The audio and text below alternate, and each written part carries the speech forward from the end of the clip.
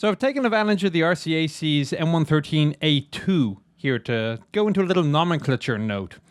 These days, the terms neutral steer and pivot steer are often used interchangeably. Not always the case. Now, this A2 is older than the 113A3s that the US Army still has and is getting rid of.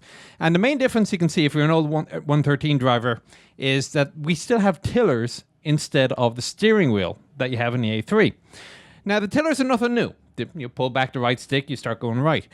On either side, further back of the two tillers are two additional steering handles. They are known as pivot steer handles. And what they do is if you pull one, it applies to a much stronger disc brake and it completely locks one track. So when you pull the pivot steer to do a pivot steer, you are locking a track and you are pivoting around that one track.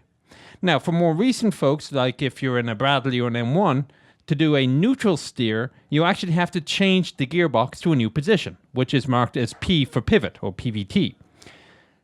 As near as I can tell, the only reason they did that was because the letter N for neutral had already been taken.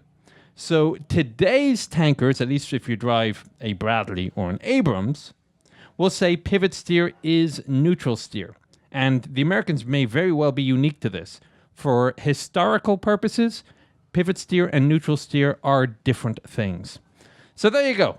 Today's little tip.